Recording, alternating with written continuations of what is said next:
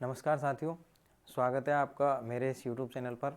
मैं गौरव फौजदार, assistant professor political science, आपका स्वागत करता हूं। हमने एक रैपिड रिवीजन की सीरीज चलाई है चतुर्थ श्रेणी भर्ती परीक्षा के राज व्यवस्था से संबंधित प्रश्नों को लेकर। कल जो हमने पढ़ा था वो संविधान के परिचय के बारे में पढ़ा था, जिसमें हमने प्रस्तावना के बारे में पढ़ा, संविधान सभा के बारे में पढ़ा और जो बेसिक सामान्य चीज़ें थीं उनके बारे में हमने पढ़ा था। आज जो हमारा टॉपिक रहेगा वो संविधान की विशेषताओं से संबंधित रहेगा और आप निश्चित मान के चलें इस वीडियो में से आप 2 या 3 प्रश्न 100% पेपर में मान के चलना। हम रैपिड रिवीजन के हिसाब से चीज़ों को कर रहे हैं, इसलिए पेपर के हिसाब से हम चीज़ों को ज़्यादा देखेंगे। हमारा टॉपिक है संविधान की विशेषताएं। और संविधान की विशेषताओं में अगर हम सबसे पहली विशेषता की बात करते हैं तो सबसे पहली विशेषता मानी जाती है कि हमने संविधान में ज़्यादातर उपबंधों को अन्य देशों से संग्रहित किया है। यानी इस आधार पर हमारे संविधान की आलोचना भी होती है कि इस संविधान को उधार का थैला कहा जाता है या फिर ज़्यादातर उपबंधों को हमने दूसरे देशों से संग्रहित कर लिया है। पर मैं आपको बता दूं कि संविधान के निर्माण से पहले हमने एक अधिनियम आया था और वो 1935 का भारत शासन अधिनियम था। तो अधिकतर जो उपबंध हैं वो तो हमारे इस 1935 के भारत शासन अधिनियम से ही ग्रहण किए गए हैं। तो आप याद रखना, ज़्यादातर उपबंध किससे लिए गए हैं? भारत शासन अधिनियम से। और जो अन्य जो उपबंध हैं उनको मैं आपको एक चित्र के माध्यम से समझा दूं, आप अच्छे से इसको समझ लें। ये संसद टीवी जो हमारी है उसका ऑथेंटिक चित्र है और उसमें इन सारी चीज़ों को बताया गया है।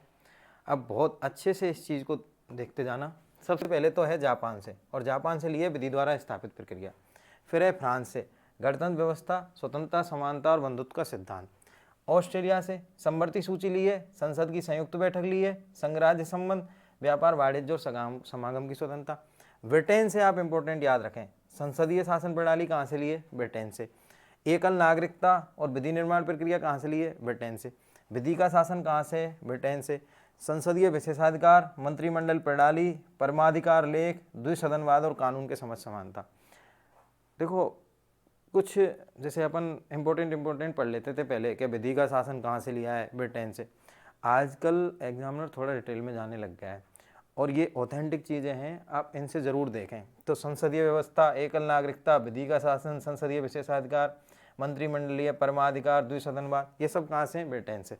आपातकालीन प्रावधान और आपातकालीन के दौरान राष्ट्रपति की मूल अधिकारों को निलंबन करने की शक्ति कहाँ से लिए? जर्मनी से। और अगर यहाँ ये लिखा आ जाए कि जर्मनी का भी एक संविधान है और वो कौन सा है?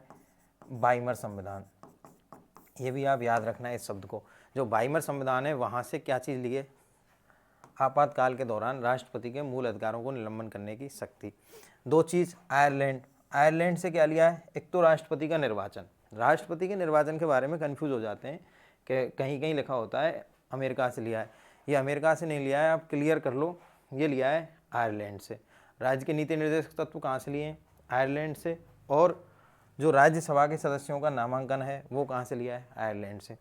दक्षिण अफ्रीका, संविधान संशोधन की प्रक्रिया और राज्यसभा के सदस्यों का निर्वाचन। देखो, दो चीज़ें, एक तो है राज्यसभा के सदस्यों का नामांकन तो कहाँ से? आयरलैंड से। और राज्यसभा के सदस्यों का निर्वाचन कहाँ से? वो है दक्षिण अफ्रीका से। संविधान संशोधन कहाँ से? दक्षिण अफ्रीका से। संविधान संशोधन कहाँ से? दक्षिण अफ्रीका से। और राष्ट्रपति का निर्वाचन कहाँ से? आयरलैंड से। और आपातकालीन के दौरान राष्ट्रपति की मूल अधिकार निलंबन करने की शक्ति किसके कहाँ से है? जर्मनी के वीमर संविधान से। कनाडा का आप याद रखना, कनाडा से क्या है? सशक्त केंद्र। अवशिष्ट शक्तियाँ कहाँ से ली हैं? कनाडा से। एक है राज्यपाल की नियुक्ति। राज्यपाल कहाँ है जो नियुक्त होता है, वो कहाँ से लिया गया है? कनाडा से। और एक है संघ और राज्य के बीच जो शक्तियों का बंटवारा होता है वो कहाँ से लिया है? हमारा जो संघ है वो किसके समान है? कनाडा के समान।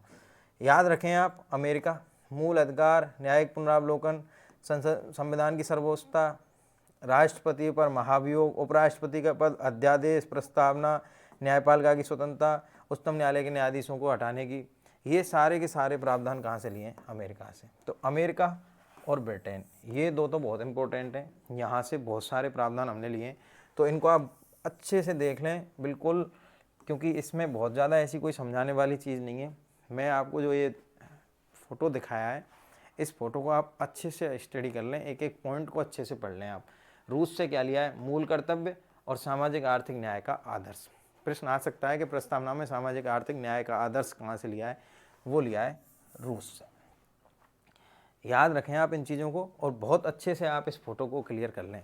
ये फोटो बहुत इंपॉर्टेंट है, यहाँ से एक प्रश्न 100% मान के चलना और इस फोटो से बाहर नहीं जाएगा, 100% मान के चलना आप। ये था भारतीय संविधान में अन्य देशों से ग्रहण किए गए उपबंध। अगली जो महत्वपूर्ण चीज़ है कि जो हमारा संविधान है वो एक व्यापक है और लिखित संविधान है। देखो संविधान दो प्रकार के होते हैं, एक तो लिखित संविधान होता है, एक अलिखित संविधान होता है। जिसमें प्रावधान लिखे हुए होते हैं वो लिखित संविधान होता है और जिसमें लिखे हुए नहीं होते वो अलिखित होता है। जैसे ब्रिटेन का संविधान है वो अलिखित संविधान है। हमारा संविधान कैसा है, लिखित है और इसमें अनुच्छेद कितने हैं, 395 अनुच्छेद। कल मैंने बताया था भाग कितने, 22। तो कैसा है ये, लिखित भी है और लिखित के साथ साथ कैसा है, व्यापक है, बहुत बड़ा संविधान है। जैसे यूएसए की बात करें हम, यूएसए का लिखित है पर केवल और केवल कितने हैं, 7 अनुच्छेद हैं उसमें। तो हमारा कैसा है, व्यापक है और लिखित है। इसी के बारे में एक राइटर हैं, उनका नाम है आइवर जेनिंग्स, और आइवर जेनिंग्स ने एक टिप्पणी की है कि भारत का संविधान सर्वाधिक व्यापक संविधान है। तो सीधा आ सकता है ये प्रश्न कि किस लेखक के अनुसार भारत का संविधान सर्वाधिक व्यापक संविधान है, वो है आइवर जेनिंग्स। अगली जो महत्वपूर्ण चीज़ है वो है लोकप्रिय संप्रभुता। कल हम चर्चा कर रहे थे हम भारत के लोक शब्दावली की। प्रस्तावना में कौन सा शब्द है, हम भारत के लोग, और इस शब्द में कौन सी संप्रभुता दिखती है, लोकप्रिय संप्रभुता। मतलब यह है कि अंतिम शक्ति किसके पास है, अंतिम शक्ति है जनता के पास। हमारे यहाँ संप्रभु कौन है, भारत की जनता। और कौन सा शब्द दिखाता है इस लोकप्रिय संप्रभुता को, हम भारत के लोग। अगली जो महत्वपूर्ण विशेषता है वो है कठोरता और लचीलेपन का समन्वय। देखो इस चीज़ को कहाँ से क्लियर करेंगे अपन, इसको करेंगे हम संशोधन से, कि संविधान में हमारे में क्या किया जा सकता है, प्रावधान किया है कि क्या किया जा सकता है संविधान में, संशोधन। और हमारे संविधान का एक भाग है और वो भाग है भाग 20, और भाग 20 में एक अनुच्छेद है और वो है अनुच्छेद 368। और अनुच्छेद 368 में किसके प्रावधान है, संविधान में संशोधन के। और अनुच्छेद 368 में दो प्रकार के संशोधन दिए गए हैं, एक तो है 368 एक, और एक है 368 2। 368 एक में क्या है कि संसद के दोनों सदन विशेष बहुमत से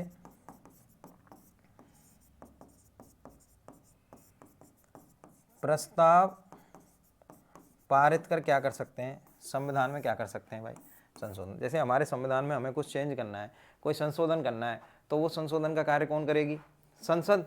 और एक तो प्रक्रिया है कि दोनों सदन मिलकर विशेष बहुमत से कर दें, वो तो है 368 एक से। तो इस चीज़ से क्या दिख रहा है कि हमारा संविधान कैसा है, लचीला है। इस संविधान में क्या कर सकते हैं हम, परिवर्तन कर सकते हैं आसानी से। और अनुच्छेद 368 2 में कुछ अनुच्छेद ऐसे दिए हुए हैं जिनमें महत्वपूर्ण हैं 54, 55, 73, 142, 239, 279 है। ऐसे कुछ अनुच्छेद हैं 54, 55, 73, 142, 239, 279 है। इनमें क्या है, इनमें दोनों सदनों का विशेष बहुमत तो चाहिए और इसके साथ साथ आधे राज्यों का समर्थन भी चाहिए। मतलब इन अनुच्छेदों में अगर आपको चेंज करना है, कुछ सर्टेन चीज़ों में अगर आपको चेंज करना है, तो आपको दोनों सदनों का 2/3 बहुमत तो चाहिए ही चाहिए और इसके साथ में आधे राज्यों का समर्थन भी चाहिए। तो ये क्या चीज़ दिखा रहा है कि हमारा संविधान कैसा है भाई, कठोर है। तो हम पढ़ते हैं, बहुत सारे लोग यूट्यूब पे पढ़ा देते हैं कि हमारा संविधान लचीले और कठोर का समन्वय है। तो हमें पता होना चाहिए ये चीज़ कहाँ से निकली है।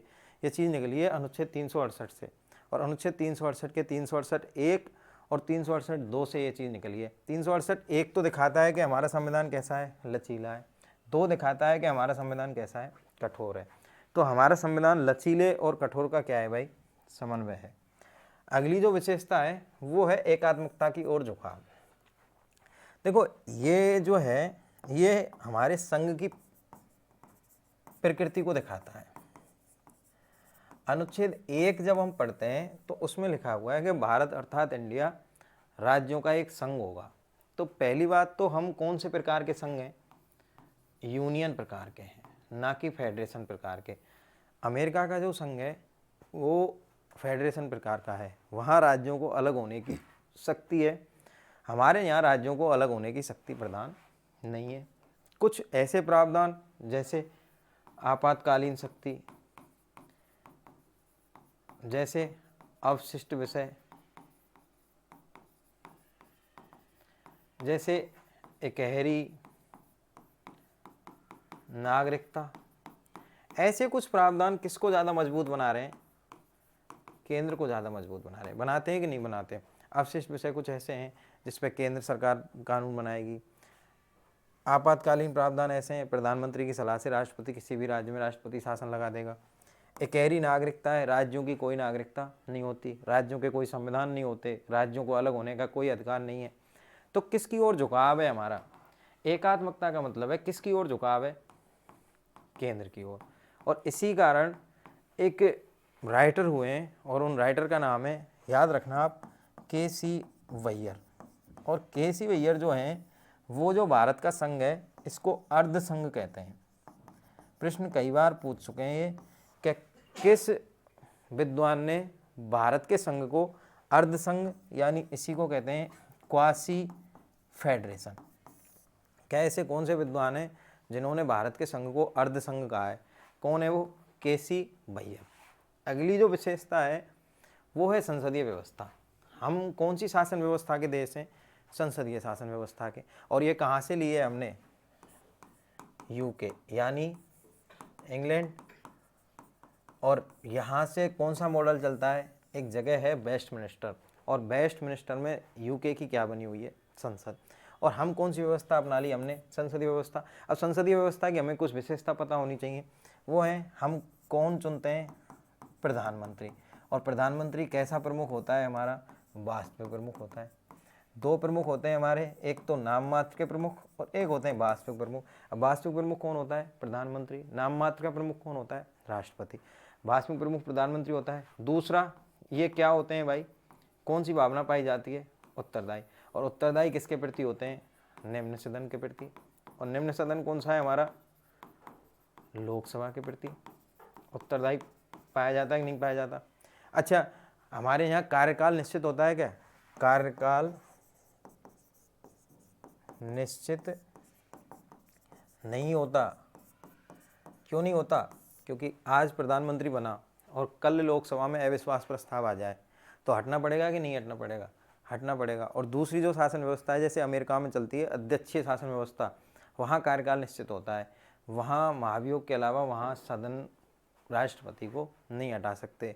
और हमारे यहाँ जो वास्तविक प्रमुख है उसको हटा सकते हैं कि नहीं हटा सकते? हटा सकते हैं। यही कौन सी विशेषता की खूबी है? संसदीय व्यवस्था की। हम कौन सी शासन व्यवस्था अपनाते हैं? संसदीय। कहाँ से लिए? इंग्लैंड से या यूके से? कौन सा मॉडल? Westminster model.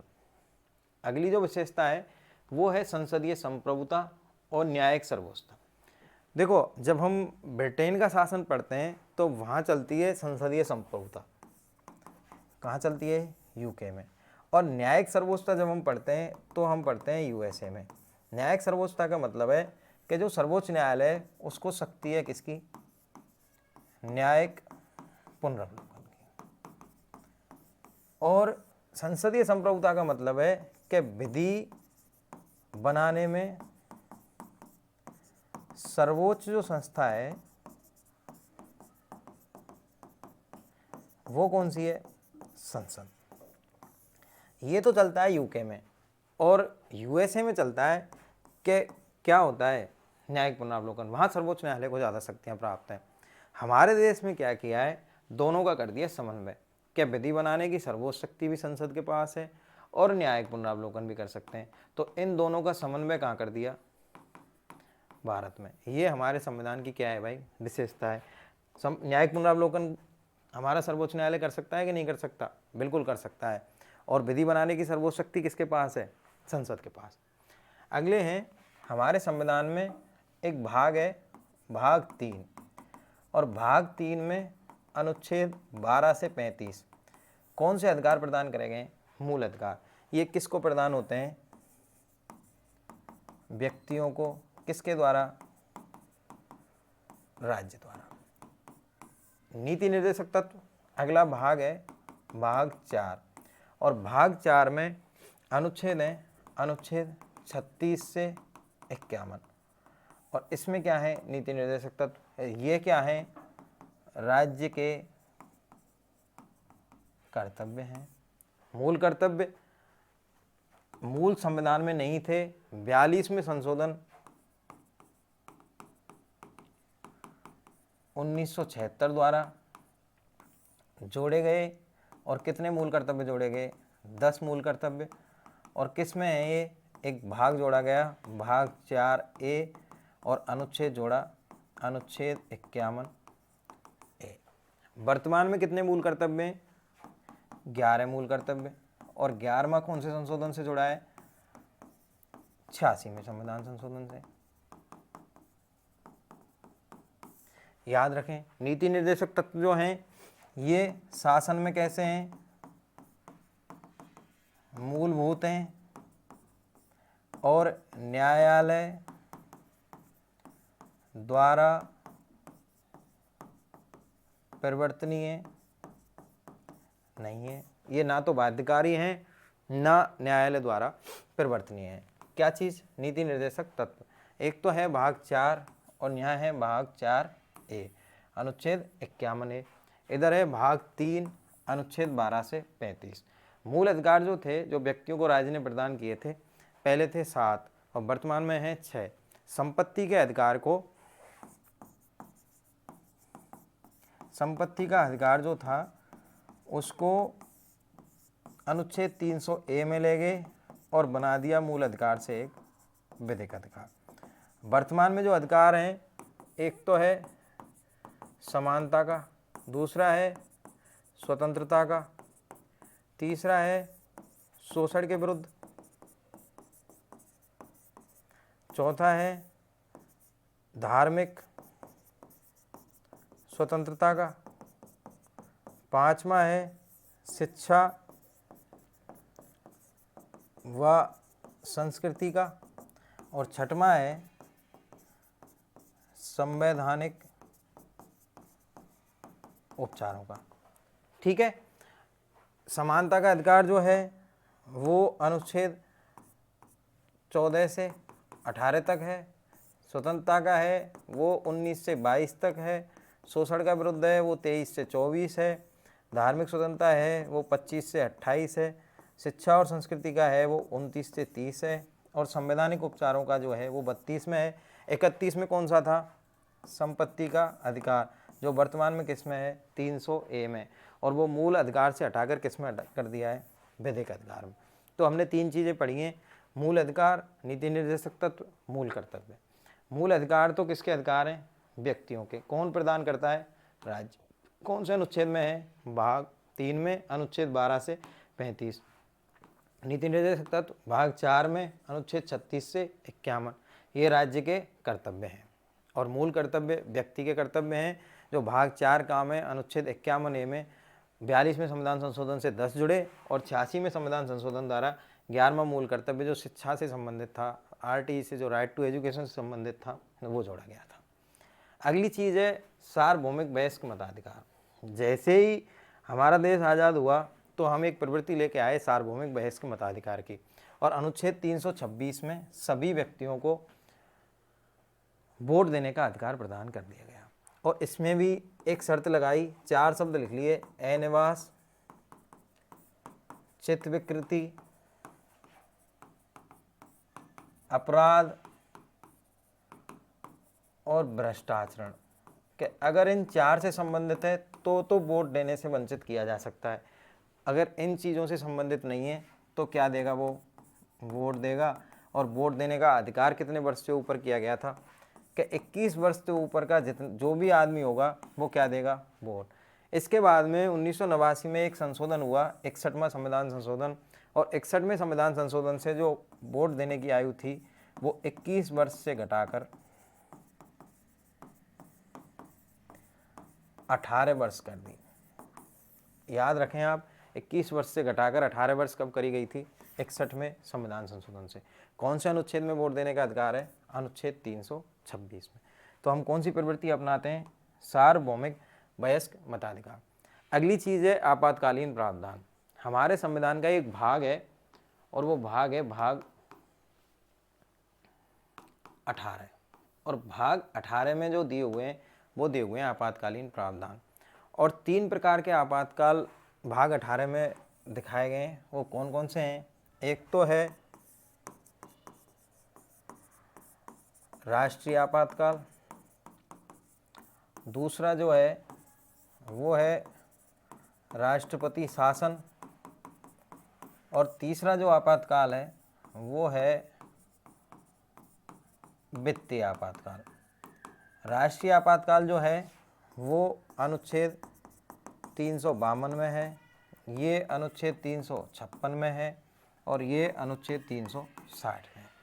आप याद रखेंगे, जो राज्यों में राज्यपाल सिफारिश करता है राष्ट्रपति को, और राष्ट्रपति का समाधान, शब्दावली क्या है इसमें?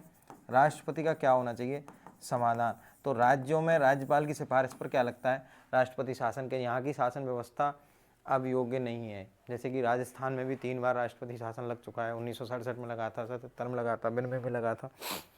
और एक है राष्ट्रीय आपातकाल, ये कौन से अनुच्छेद से लगता है? अनुच्छेद 352 से। तो जो 25 जून 1975 को लगा था वो लगा था राष्ट्रीय आपातकाल। इसमें शब्द दे रखे हैं युद्ध, सशस्त्र विद्रोह और बाह्य आक्रमण। अगर ये 3 चीज हो जाती हैं तो क्या लगा सकता है राष्ट्रपति? आपातकाल। शक्ति किसके पास है आपातकाल लगाने की? राष्ट्रपति के पास। और राष्ट्रपति किसकी सलाह से लगाएगा? राष्ट्रपति सारे काम किसकी सलाह से करता है? मंत्रिपरिषद की सलाह से। आपातकाल भी किसकी सलाह से लगाएगा? मंत्रिपरिषद की सलाह से। 3 शब्द हैं, युद्ध, सशस्त्र विद्रोह, बाह्य आक्रमण। ये जो सशस्त्र विद्रोह है ये 44वें संविधान संशोधन से जोड़ा गया है। और सशस्त्र विद्रोह से पहले यहाँ शब्द था आंतरिक अशांति, और आंतरिक अशांति की जगह शब्द क्या आ गया? सशस्त्र विद्रोह। वित्तीय आपातकाल, जब अगर देश की बहुत ज़्यादा वित्तीय रूप से हालत ख़राब हो गई है तो वित्तीय आपातकाल लग सकता है। आज तक वित्तीय आपातकाल हमारे देश में नहीं लगा है। तो 3 तरह के आपातकाल पढ़े हमने। एक तो है राष्ट्रीय आपातकाल, कौन से अनुच्छेद में है? अनुच्छेद 352 में। एक है राष्ट्रपति शासन, कौन से अनुच्छेद में है? अनुच्छेद 356 में। एक है वित्तीय आपातकाल, कौन से अनुच्छेद में? अनुच्छेद 360 में। अगली एक महत्वपूर्ण विशेषता है वो है त्रिस्तरीय सरकार। हमारे देश में कैसी शासन व्यवस्था पाई जाती है? त्रिस्तरीय सरकार पाई जाती है। और त्रिस्तरीय सरकार जो थी वो आई, संशोधन हुए 73वें संविधान संशोधन, और एक हुआ 74वां संविधान संशोधन। और 73वें संविधान संशोधन से तो क्या हुआ? एक अनुसूची जुड़ी, और वो अनुसूची थी 11वीं अनुसूची। और 74वें संविधान संशोधन से एक अनुसूची जुड़ी, वो थी 12वीं अनुसूची। अच्छा, 11वीं अनुसूची में क्या है? कितने विषय हैं? 29 विषय। किससे संबंधित हैं? पंचायती राज से संबंधित। और 12वीं अनुसूची में कितने विषय हैं? 18 विषय। किससे संबंधित हैं? नगरीय संस्थाओं से। याद रखें आप। और इनमें कैसी सरकार का समर्थन है? त्रिस्तरीय। जो पंचायती राज की है वो कितनी स्तरीय होगी? त्रिस्तरीय। मतलब एक तो होगा ग्राम स्तर, एक है ब्लॉक स्तर, और एक है जिला स्तर। ऐसे ही वहाँ नगरपालिका, नगर परिषद, नगर निगम, ये नगरीय संस्थाओं में 3 स्तर हो गए। और एक जो संवैधानिक प्रावधान है ये 73वें संविधान संशोधन से कौन सा जुड़ा? भाग 9। और 74वें संविधान संशोधन से कौन सा जुड़ा? भाग 9 का। यहाँ तो हैं अनुच्छेद 243 से 243 ओ, और यहाँ है 243 पी से 243 जेड टी। कुल मिला के कुल मिला के इन चीज़ों को आप याद रखें कि अनुच्छेद 243 भाग 9 कैसी व्यवस्था पाई जाती है? त्रिस्तरीय सरकार। ये थी संविधान की विशेषताएं और ये महत्वपूर्ण विशेषताएं थीं। सबसे पहले जैसे हम पढ़ते आ रहे थे, अन्य देशों से संग्रहण हमने एक चित्र के माध्यम से पढ़ा, उसको आप अच्छे से पढ़ लें। हमने पढ़ी एकात्मकता की ओर झुकाव, हमने पढ़ी और बहुत सारी विशेषताएं हमने पढ़ी, जिनमें जैसे महत्वपूर्ण थी त्रिस्तरीय सरकार के बारे में हमने पढ़ा था। त्रिस्तरीय सरकार के अलावा हमने जो संघ राज्य के जो संबंध थे उनके बारे में हमने पढ़ा था। हमने संविधान के संशोधन जो लचीलेपन और कठोरपन थे उसके बारे में पढ़ा था। हमने आपातकालीन प्रावधानों के बारे में पढ़ा था। आप निश्चित रूप से मानोगे जो 2 वीडियो हम अब तक पढ़ चुके हैं, उन 2 वीडियोज़ में से कन्फर्म 5 प्रश्न आपके टकरा जाएंगे भारतीय संविधान की विशेषता और भारतीय संविधान के परिचय को लेकर। अब अगला जो हमारा पार्ट रहेगा वो राजस्थान की राजनीति से संबंधित रहेगा। आप हमारे चैनल को शेयर कीजिए ज़्यादा से ज़्यादा, और 19 तारीख से पहले कई दिन पहले मैं आपको सिलेबस पूरा करा दूंगा चतुर्थ श्रेणी कर्मचारी से संबंधित। मैं आपको बता दूं, मेरा एक टेलीग्राम चैनल है पॉलिटिकल साइंस एकेडमी बाय गौरव फौजदार के नाम से। आप इसकी जो लिंक है वो मैं डिस्क्रिप्शन में डलवा दूंगा। पॉलिटिकल साइंस रिलेटेड मैटर मैं इस चैनल पर डालता रहता हूँ। बहुत बहुत धन्यवाद आपका। शेयर कीजिए और अपने मित्रों को भी हमारे प्लेटफॉर्म से जोड़िए। Thank you.